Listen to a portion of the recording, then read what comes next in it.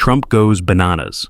After Jasmine Crockett exposed this on live TV. When Jasmine Crockett linked Trump's circle to secret shell companies and buried cash trails, it wasn't just political drama, it was the kind of truth people try to erase. Nobody expected the segment to go off script. Not like that.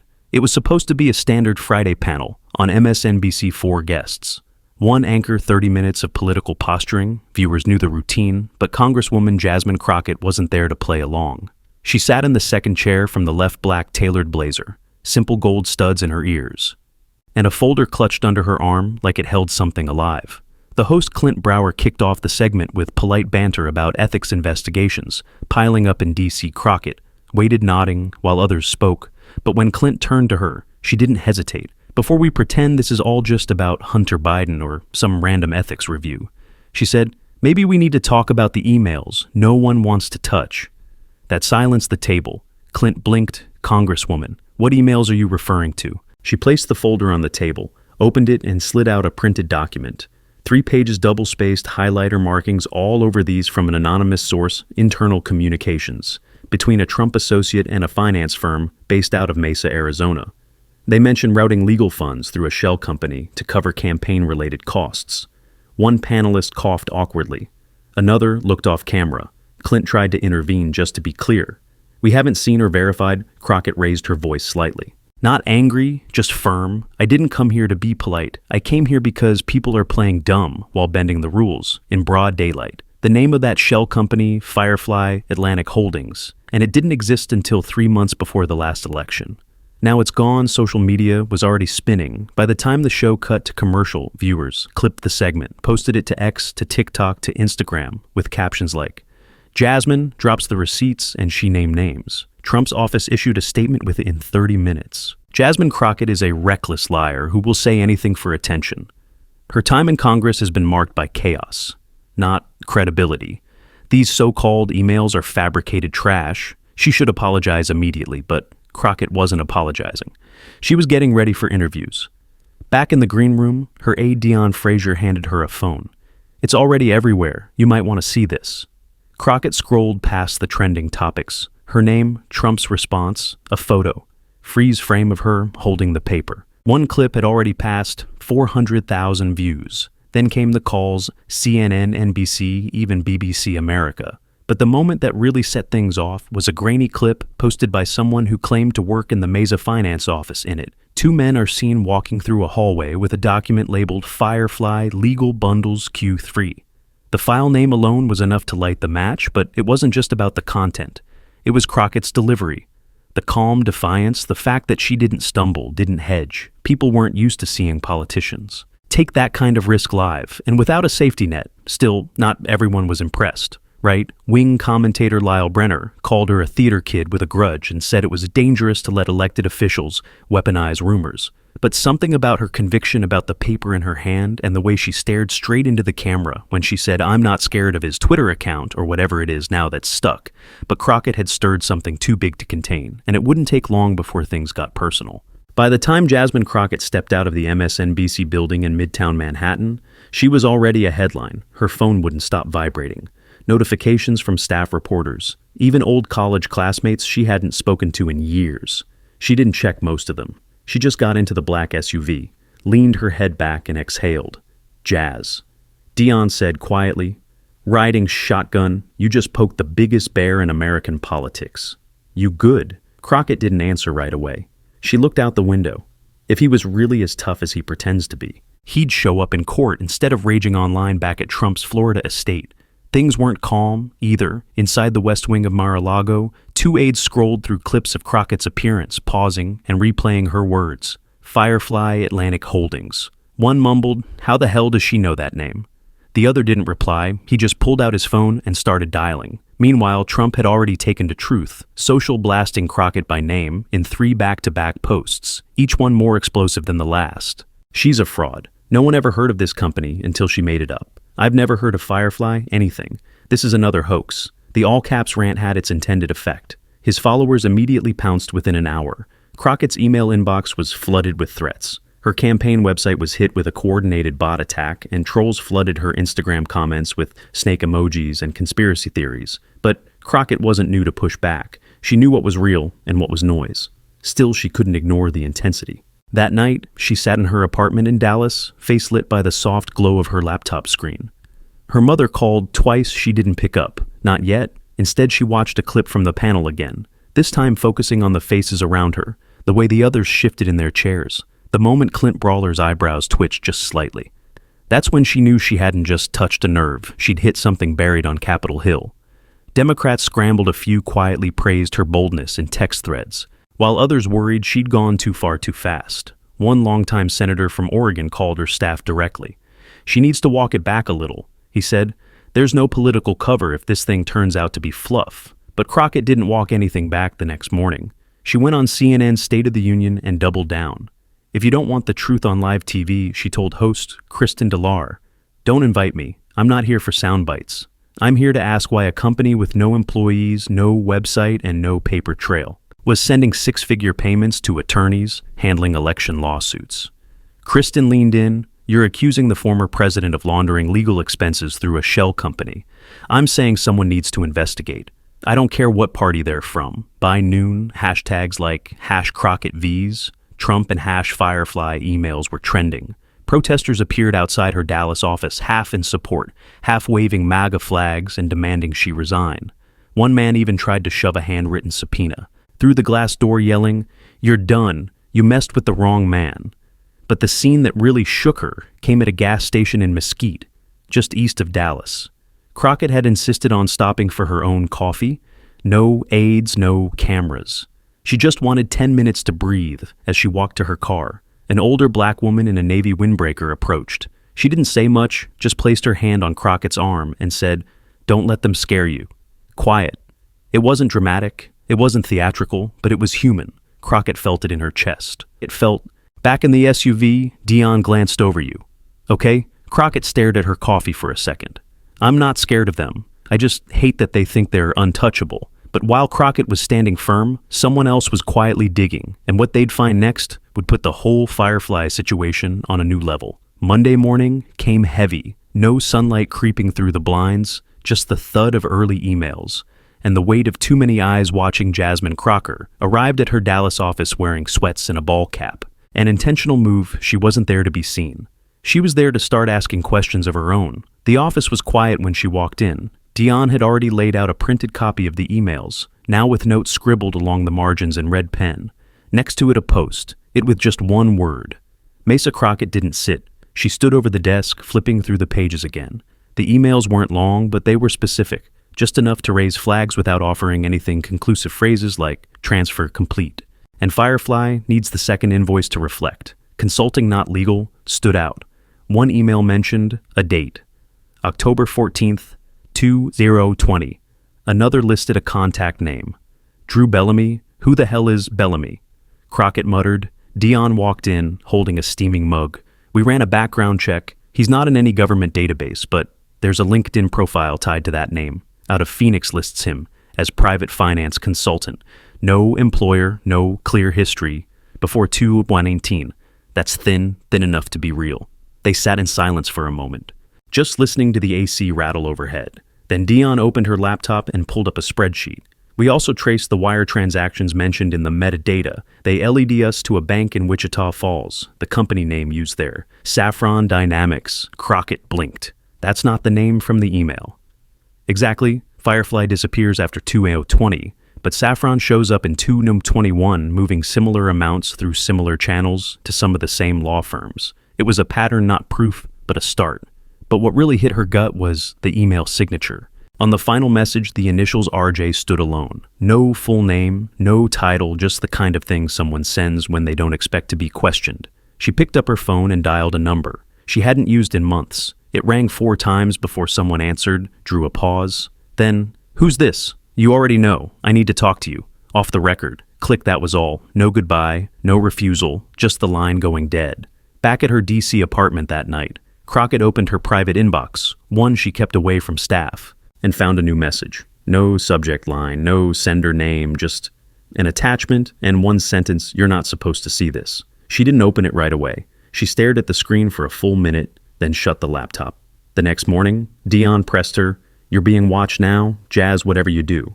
Make sure you're not alone with this stuff. I never expected to be alone. No, I mean really alone. Later that afternoon, Crockett held a quiet call with 2 members of the House Oversight Committee. She wanted to know if any previous complaints had been filed involving Firefly Atlantic Holdings, Saffron Dynamics, or Drew Bellamy.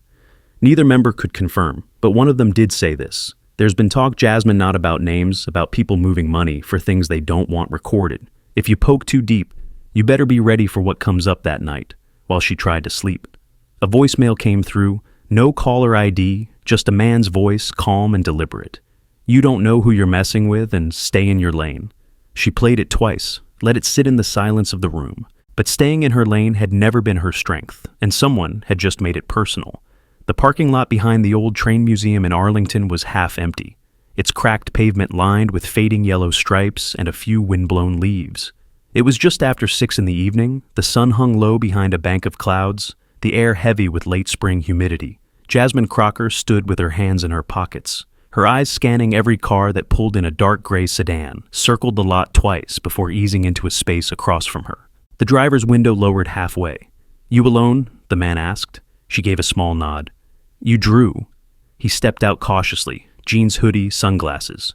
Even though the light was fading, he looked around before walking toward her. Up close, he was younger than she expected. Maybe late 30s, not polished, but not careless either. "You said no press," he said quietly.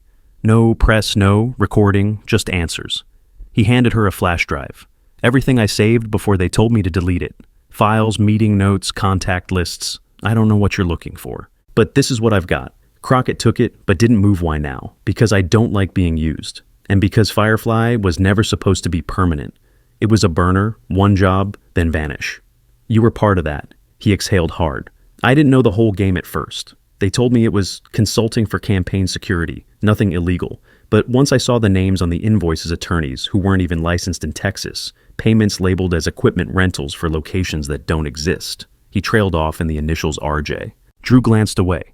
"Can't say that's the one line I won't cross." Crockett narrowed her eyes. "Then why even show up? Because you're the first one crazy enough to say it out loud on TV." There was a moment of silence between them, just the distant hum of traffic and a dog barking somewhere behind the fence line. She reached into her jacket and pulled out a small notepad. "Saffron Dynamics. You know that name." He flinched just barely. "Yeah, Firefly's ghost. They started folding Firefly's assets into it after the election. You're not wrong to link them and who runs it." He looked down, same people just under a different LLC in Nevada. She scribbled that down, flipping the notepad. "Shut. Can I ask you something?" Drew said. "Go ahead. Why are you doing this? When most of them either play it safe or play pretend." She looked at him, tired and serious.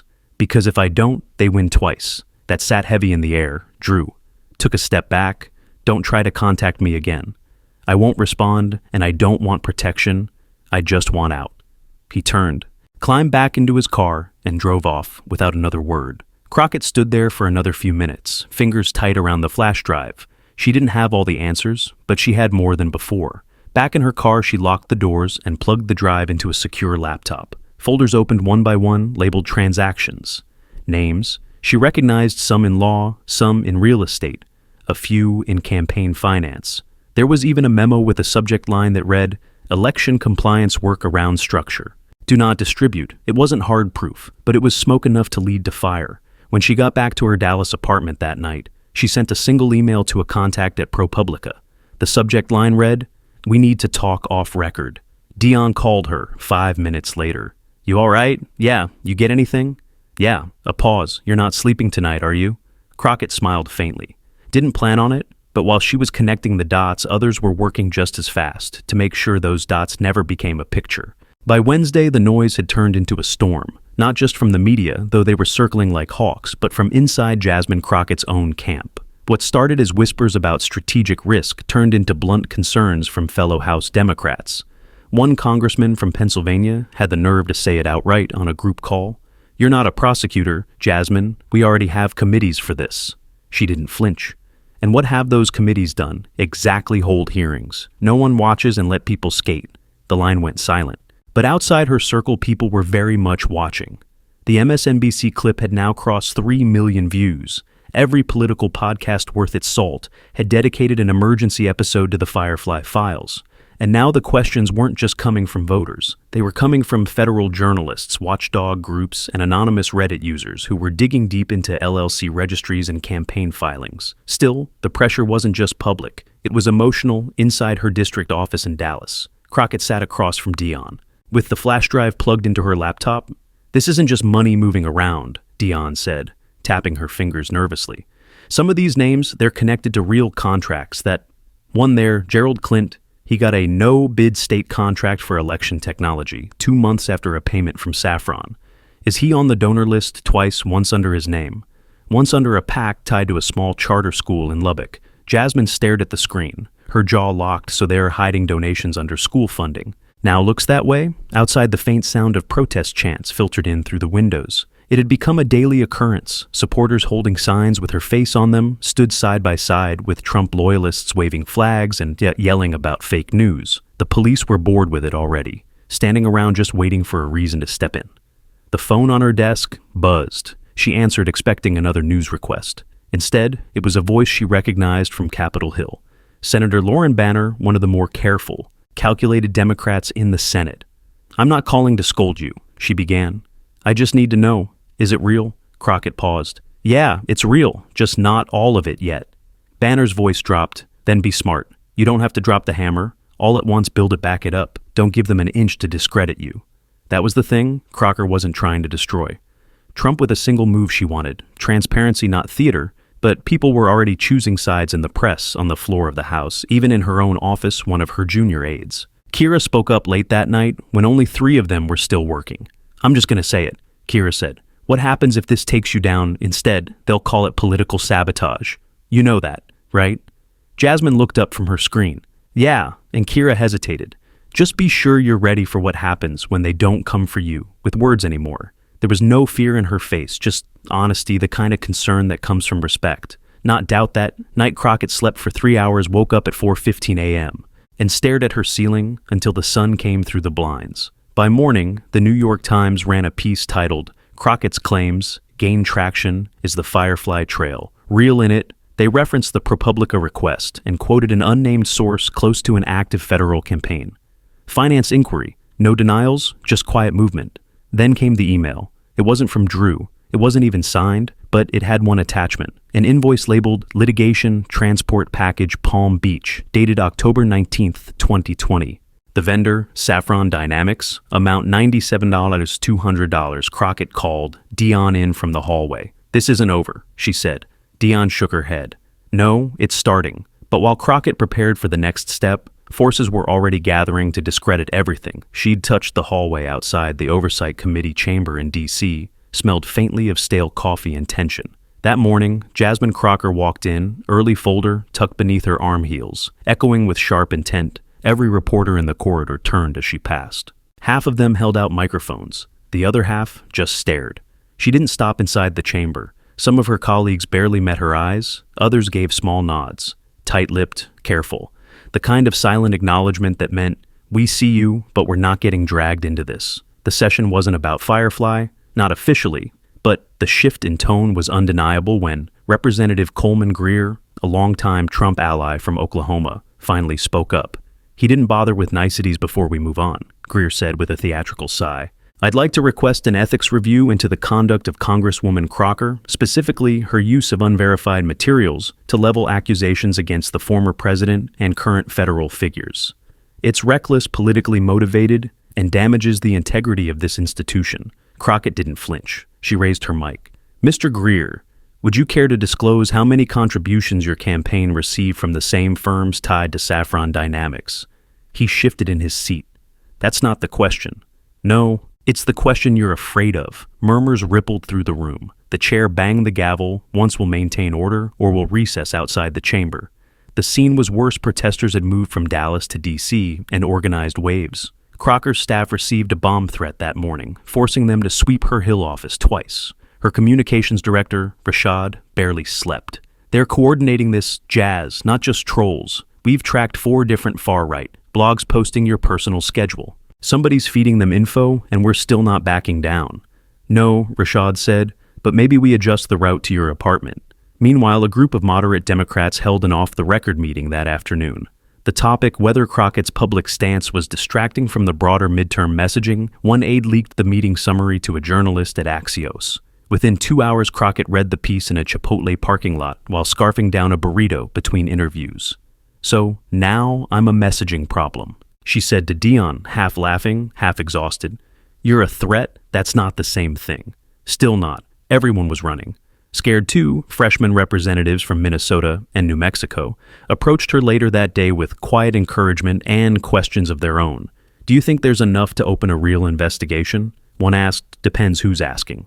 The DOJ won't move unless it's undeniable, and if it is, then things get very loud, very fast." That evening, CNN ran an exclusive they'd obtained parts of a Homeland Security memo, referencing a sudden uptick in anonymous shell corporations tied to campaign consulting payments during Q3 of 2020. The timing lined up almost perfectly with what Crockett had exposed by 8 p.m. She was back on MSNBC, this time remote seated in her apartment. A bookshelf behind her eyes, sharp. "They tried to shame me into silence," she said to the host. "They said I was dangerous, but what's dangerous is pretending not to notice money laundering because it comes with a red tie and a familiar slogan." The host paused. "You've become a lightning rod. Congresswoman, I'd rather be a lightning rod than a rubber stamp." The next morning, her office was hit with a second wave of online harassment phone calls, voicemails with slurs. A fake Twitter account under her name posted doctored quotes. Crockett didn't even blink. She just showed up to work in a white blouse and gray slacks, calm as ever. "I don't scare easy," she told her staff. Not when the truth's on our side, but even as her allies grew louder, someone close to the money was about to disappear, and it would force her to act faster than she planned. The call came in just after 9. OAM, Dion picked up, half expecting another media request. Instead, it was a clipped voice from the legal team. "Drew Bellamy's off the grid." "Well, what do you mean, off the grid?" "He missed a deposition scheduled this morning. His phone's been off for 16 hours. No response to messages. We sent someone to his apartment in Scottsdale. Lights off mailbox. Full car. Gone." Dion hung up, walked straight into Jasmine Crockett's office and closed the door behind her. "He's gone." Crockett looked up slowly. "You sure as it gets?" They sat in silence for a beat. "Could be scared." Dion offered could be told to vanish. Crockett said flatly. There was no time to process. Jasmine was due on the House floor in 20 minutes, and the pressure hadn't eased. Her inbox was loaded with new requests, demands, threats. But Bellamy's disappearance shifted everything. He was the only person who would confirm knowledge of the Firefly to Saffron Switch without him. Everything she'd built sat on thinner ice. She walked the hall toward the floor, trying to push the noise out of her head, but then, out of nowhere, a voice called out, low and familiar. "Jasmine," she turned. It was Roselle Hayworth. Hayworth wasn't just any Democrat. She was one of the party's top donors, a Houston oil heiress turned education philanthropist. More importantly, she'd served as a financial advisor to a previous presidential campaign and had deep ties to PACs on both sides of the aisle. "What are you doing here?" Crockett asked. Wanted to talk, but not here. Jasmine hesitated, then nodded. They ducked into a side hallway away from reporters. Hayworth didn't bother with small talk. "You're walking a thin wire." I know. Hayworth looked at her. "Serious? No, I don't think you do that. Invoice from Palm Beach. You found that wasn't a one-off? It was a test run." Test run for what? For scaling. They were experimenting with how much legal cash they could push through outside counsel without triggering FEC scrutiny, if you have more, like that. "I do." Hayworth took a breath. "Then you're holding something bigger than a story." Crockett's pulse quickened. "You knew about this?" I heard whispers. "People I've fundraised with, suddenly cutting deals with firms I've never seen on a ballot. It didn't feel right, and you didn't say anything. I wasn't sure until you went public now. It's out, but you have to be careful. Jasmine, these aren't just political operatives. Some of these people have money tied up in defense, contracts, real power." Jasmine squared her shoulders. "If you're trying to scare me, you're wasting time." Hayworth half smiled. "I'm not here to scare you. I'm here to offer options, quiet options. You let this go, walk it back just a little, doors, stay open for you, leadership tracks, endorsements, money." Crockett stared at her. "And if I don't, then I hope you're comfortable walking alone." A long pause, then Crockett said quietly, "I'd rather walk alone with my spine straight than crowded in with cowards." Hayworth looked at her for a long moment, then walked away without another word. Later that evening, Crockett sat with Rashad and Dion in the back room of a private office near K Street.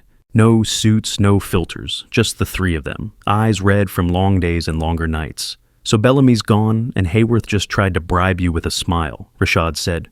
What now? Crockett leaned forward. Now, we talked to the committee, not to ask permission to make it official. You sure they'll back you? No, but I'm not asking them to. She slid the flash drive across the table. We hand over everything. If they bury it, we leak it. But either way, they can't say they didn't know. Rashad shook his head. You're throwing a match into a dry field. Crockett gave a tired smile. Good, maybe something needs to burn. But before they could take that next step, someone unexpected would reach out and it would change everything they thought they knew. 3 days after Drew Bellamy vanished, Jasmine Crockett received a letter. Not an email, not a DM, a physical letter, hand-delivered to her D.C. office in a plain white envelope with no return address. Inside was a single page typed unsigned. It read, I was in the room.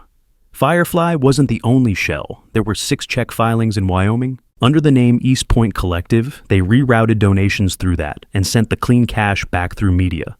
Buys, you've only scratched the surface, be careful. There was no signature, no way to confirm its source. But Crockett didn't need much convincing. She handed the note to Dion and immediately picked up her phone.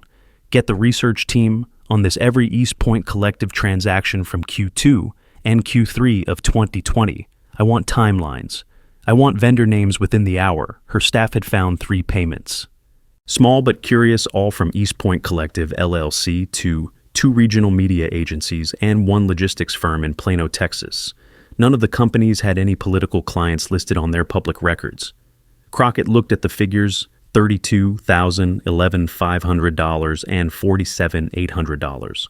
All of them just under thresholds that would typically trigger mandatory FEC reporting. They kept everything beneath radar. Dion said, if you weren't looking for it, you'd never notice. Except, now we are, Crockett said.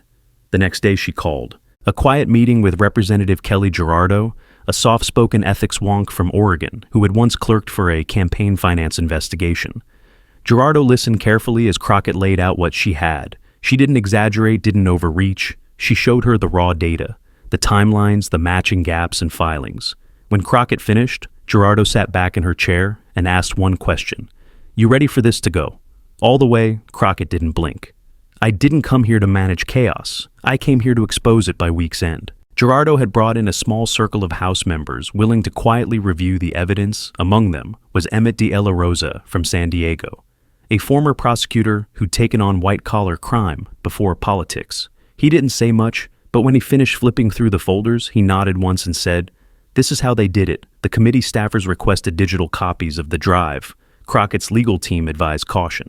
They're not your allies, her lead attorney warned. They're temporary passengers. Keep a copy. Keep the originals off-site that night. Crockett flew back to Dallas. She didn't alert the press, no speech, no sound bite. Just a quiet dinner with her parents, both of whom had been following the story, with equal parts pride and anxiety. Her father asked the question she'd been dreading.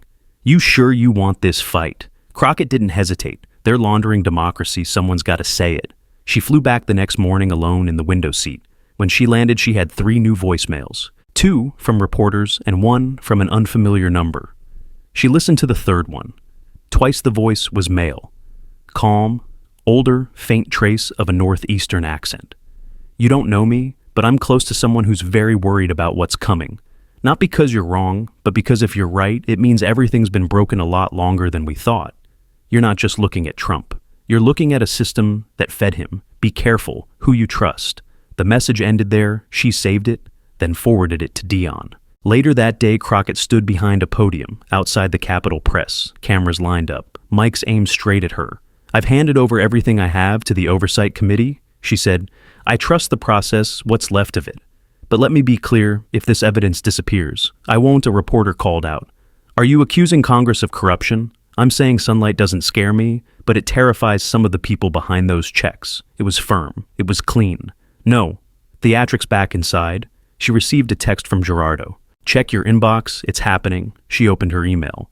There it was, subject request to open preliminary review, Firefly, and East Point contributions. It was real, now documented, tracked. But while Crockett finally had the system's attention, the reaction from the public would be something else entirely, and not all of it would come from strangers. By the end of the week, Jasmine Crockett's name was everywhere: morning talk shows, late-night monologues, political blogs, and fringe podcasts. Some called her brave, others called her reckless. And then there were the ones who said nothing at all, just reposted her clips with fire emojis or snake gifs, depending on which side of the fence they stood on. It was polarizing, predictable. But there was something else, now a current beneath the chaos. People were listening. Not everyone liked what they were hearing. One morning, Crockett stepped outside her apartment in D.C. and found a hand-scrawled note taped to her windshield. "Keep talking. We're closer than you think. No name, no symbol. Just black marker on a torn piece of printer paper." She didn't flinch. She folded it up, handed it to Dion, and kept moving. That same afternoon, a woman in her 60s walked up to Crockett at a Georgetown coffee shop. She had a tremble in her voice, but she was steady on her feet. "I watched your interview last night," she said. "I worked on a Senate campaign in '84. Back then they hid things in briefcases and shredded paper. Now they hide it in code and shell companies keep going. You're not wrong." Crockett thanked her and sat quietly for a few minutes afterwards, stirring her coffee but not drinking it.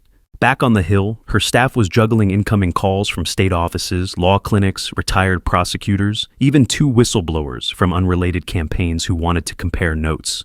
Suddenly, people who had nothing to gain were stepping forward, but not all the attention came with good intentions. That Friday, Rashad pulled her aside and showed her a news alert on his phone. A far-right influencer based out of West Virginia had just published a video claiming he had proof Crockett's team had doctored the Firefly emails. He didn't show the proof, of course, just wild allegations and blurry screenshots that's going to spread. Rashad said, "It's nonsense, but it doesn't matter." Crockett didn't even look at the screen.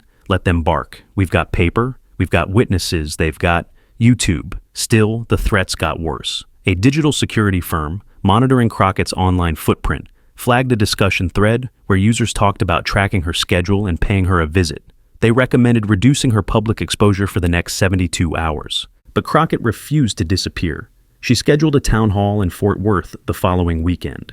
No virtual stream, no closed doors, just folding chairs, a handheld mic, and about 130 people who showed up, even in the pouring rain. She stood at the front of a community center gym and spoke for nearly an hour about money and politics, about how elections are funded, and about the parts of the system people are trained not to look at. Then during the Q&A, a young man stood up, maybe mid-20s, hoodie jeans, nervous energy. "My uncle was on a legal team, tied to one of those firms. You mentioned he said he told us not to talk to anyone, not even family. Said it was just consulting paperwork. But I looked into the addresses. One was a shipping warehouse, the other was a house that's been empty for years." The room went quiet. Crockett didn't push him. She didn't ask for more. She just said, "That's why we're here, to stop pretending we don't see what's in front of us," later that evening. As the rain lightened, Crockett stepped outside the center. A black sedan was parked across the street. Not uncommon, but something about it felt wrong. It pulled off the second. She turned her head toward it. Dion caught up to her. A few seconds later, "We've got another tip.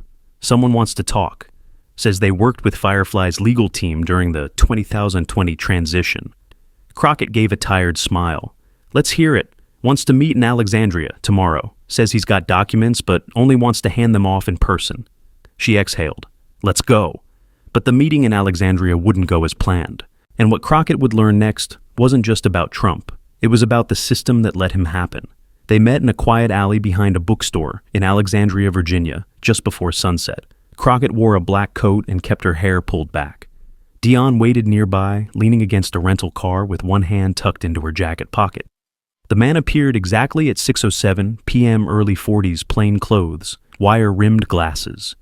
He walked fast, kept his head down, and carried a manila envelope tight against his chest, like it could disappear if he let go. "Miss Crockett," he said, glancing over his shoulder, "you have 5 minutes." She didn't waste time. "What are you bringing me?"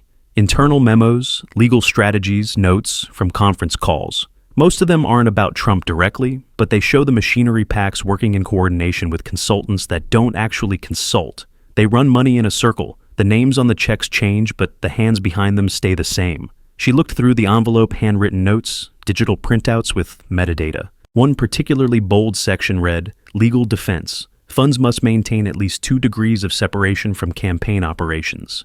A footnote added use, trusted firm intermediaries. These were shared with Firefly.